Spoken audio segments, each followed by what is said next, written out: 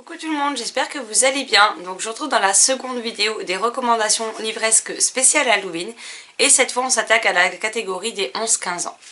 Donc on a tout d'abord une BD avec 109 rue des Soupirs, donc de Mr. Tad et Youngi Dumont chez Casterman, que j'aime beaucoup. Donc il y a 3 tomes de parus. Ensuite nous avons Amelia Fang avec 5 tomes de sortie de Laura Ellen Anderson chez Casterman également. Le Collège Maléfique de Cassandra O'Donnell chez Flammarion Jeunesse en 2 tomes déjà parus, pardon. J'ai eu un petit bug. L'Épouvanteur de Joseph Delaney chez Bayard, dont je ne compte plus le nombre de tomes.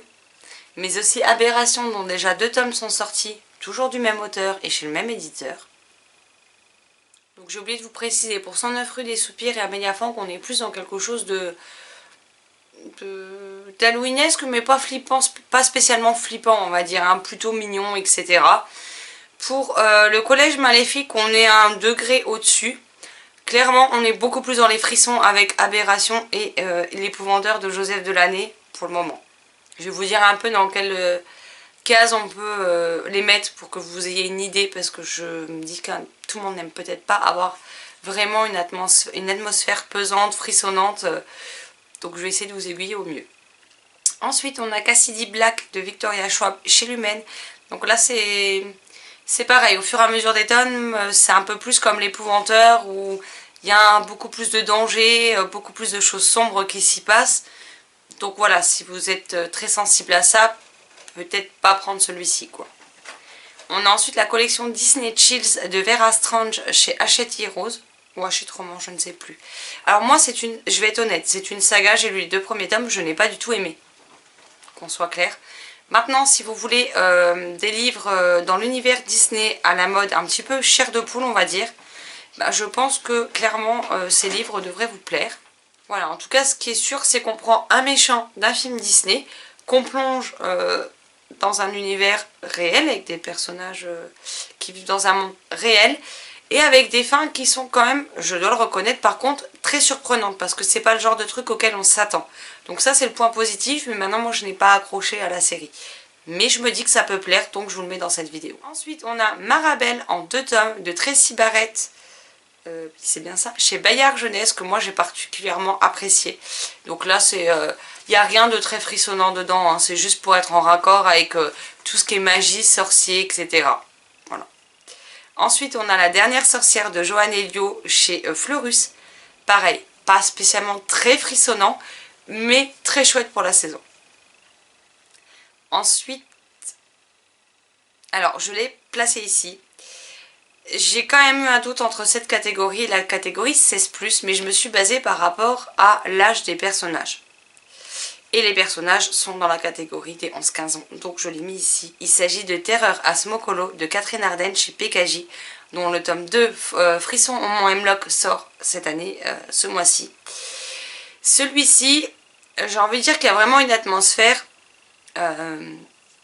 très sombre, très frissonnante à la Halloween, justement, qui peut être parfait à lire en cette saison. Moi j'ai pris un grand plaisir à le découvrir l'an dernier, donc je vais me lire la suite avec plaisir dans les mois qui viennent.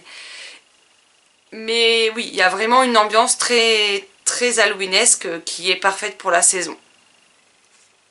Ensuite on a Zombies Arby de Carole Trébor et Marie Pavlenko chez Flammarion Jeunesse. Donc là on est dans une histoire avec des humains et des zombies qui peut convenir même à partir de 11 ans, j'ai envie de dire. Je pense pas que ça traumatisera le lecteur. Après c'est vrai que dans certains tomes il y a peut-être 1 ou 2 scènes un petit peu plus frissonnantes que le reste des tomes, mais j'ai trouvé que c'était quand même, ça restait léger, même si c'est encore une fois parfait pour cet univers, clairement. Dans la même veine d'ailleurs on a Les Chevaliers des Gringoles de Erwan Nagy et je ne sais plus, chez Nathan. Ensuite, on a L'île au manoir de Estelle Faye chez Scrineo. Donc là, oui, je l'ai mis, j'ai pas osé les mettre dans la catégorie 7-10 parce que pour moi, on est plus dans du 11-15. Mais une très chouette histoire, donc je vous la recommande très chaudement. Ensuite, une autre saga que je n'ai pas particulièrement aimée, mais je sais qu'elle a plu à beaucoup, donc je l'ai quand même mise dans la vidéo. Il s'agit des Mystères de Dun Doodle de David O'Connell, publié chez Lumen. Donc voilà, on y est dans une fabrique, il y a une chocolaterie, il y a des fantômes, il y a des mystères. Moi je n'ai pas particulièrement apprécié, mais voilà, on reste dans le thème de tout ce qui fait un peu la magie d'Halloween, j'ai envie de vous dire. Donc parfait pour la saison et rien de bien flippant dedans. Ensuite, on a Podkin le Brave de Kieran Larwood chez Gallimard, donc qui est une trilogie et qui est sortie récemment au format poche. Bon, ici c'est pas... on suit un barde qui vous raconte l'histoire de Podkin le Brave. C'est des animaux. Je tiens à préciser quand même, j'ai beaucoup aimé cette trilogie.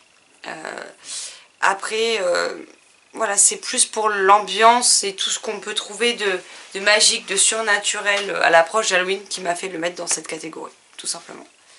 Ensuite, on a Trouille Académie de Bertrand Puard chez Poulpe Fiction. Pareil, si vous voulez retrouver un petit côté chair de poule, ben, c'est juste parfait pour ça. Ensuite, un univers où il est question de magie qui est longue, mais qui est sympa et que moi j'adore. Il s'agit de Gardien des Cités Perdues de Shannon Messenger chez Lumen. Donc les premiers tomes sont pour la catégorie 11-15 ans, sans souci. Dans les derniers tomes, on a le niveau, ça fait un peu comme Harry Potter en fait. Au fur et à mesure des tomes, on avance dans quelque chose de plus sombre, plus compliqué. Donc voilà, mais les premiers tomes peuvent parfaitement rentrer dans cette catégorie. Ensuite, on a le Grand Livre de l'Horreur de N.M. Zimmerman, publié chez Albin Michel Jeunesse. Donc c'est une collection, encore une fois, un petit peu à la chair de poule.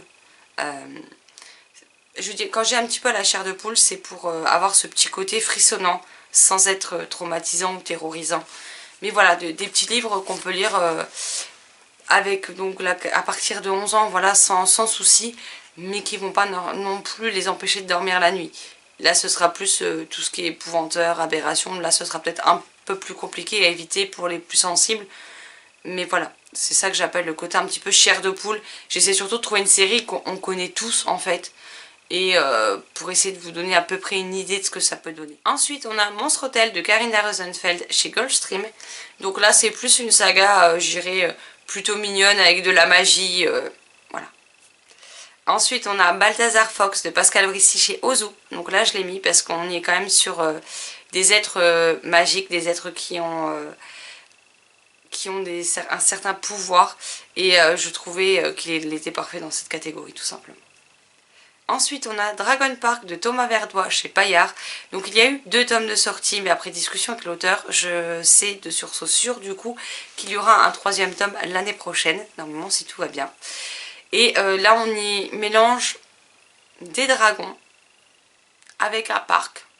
Et là ça me fait plus penser un petit peu à tout ce qui est Jurassic Park, mais d'une manière totalement différente. C'est juste pour le côté parc qu'on peut visiter, où on peut voir on peut vraiment voyager dans le parc et voir les créatures. Donc c'est cet aspect-là qui me fait penser à Jurassic Park, mais avec des dragons, et c'était vraiment très chouette. Ensuite, on a Mes voisins les ghouls de Gary Ghislain chez Seuil. Donc là, pareil, au mois de février 2022, les 2 premiers tomes vont être édités avec de nouvelles couvertures et le tome 3 sortira en même temps. C'est-à-dire que les 3 tomes vont reparaître, mais vous les avez peut-être déjà dans votre pile à lire, ou ils existent encore en occasion. Donc voilà, là on y suit un jeune garçon qui est en fauteuil. Son écrivain préféré, l'auteur en question, va devenir son voisin et va venir vivre ici avec ses 2 filles. Et il va leur arriver tout un tas de choses parfaites pour Halloween, encore une fois. Ensuite, on a Les Orphelins du Sommeil de Pascaline Nolo aux éditions du Chat Noir. Donc là, il y a quand même un certain nombre de pages, donc il faut quand même peut-être un lecteur qui lit quand même pas mal, on va dire. Mais après, ça reste... du jeunesse, ça reste un livre qui se lit vite. J'ai du mal à parler aujourd'hui. Mais voilà, encore une fois, il y a toute une espèce de malédiction, donc on rentre dans le thème. Ensuite, on a Twister de Juliette Forest chez Ozu. Donc là, il est question d'une sorcière. On ne peut pas être plus dans le thème. Ensuite, on a Effroyable porcelaine de Vincent Tassi aux éditions du Chat Noir, collection Château Hanté, encore une fois. Donc là, on y suit une poupée qui visiblement prend vie. Ensuite, on a Le Noir est ma couleur de Olivier Gay chez Rajo. Donc là, il est vraiment question de magie et surtout de magie des couleurs. J'ai trouvé que c'était très chouette. Olivier Gay, comme à son habitude, joue tout avec tout ce qui est les clichés et les détourne. Et c'est une saga que moi j'aime particulièrement, donc je ne peux que vous la recommander. Ensuite, un petit thriller. On a le suivant sur la liste en 2 tomes de Manon Fargeton chez Rajo, encore une fois.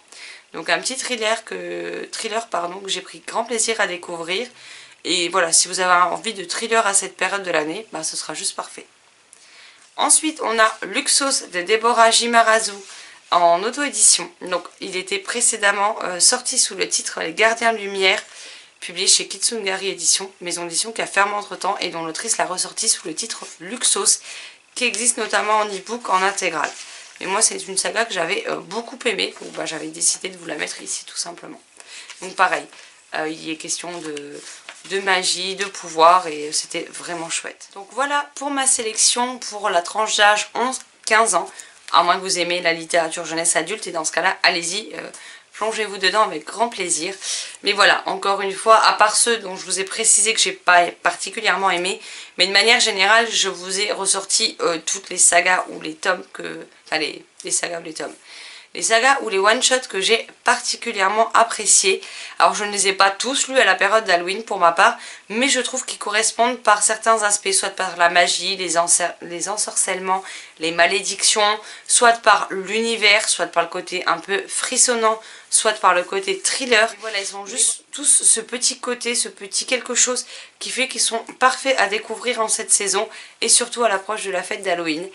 Donc bah, j'espère que vous pourrez piocher des idées dedans. Si vous avez encore une fois d'autres suggestions de lecture, bah, n'hésitez pas à me les mettre dans les commentaires. Et j'irai voir ça avec grand plaisir. Sur ce, ben, je vous souhaite une excellente journée, de très belles lectures. Et je vous dis à très vite dans une prochaine vidéo. Bye bye.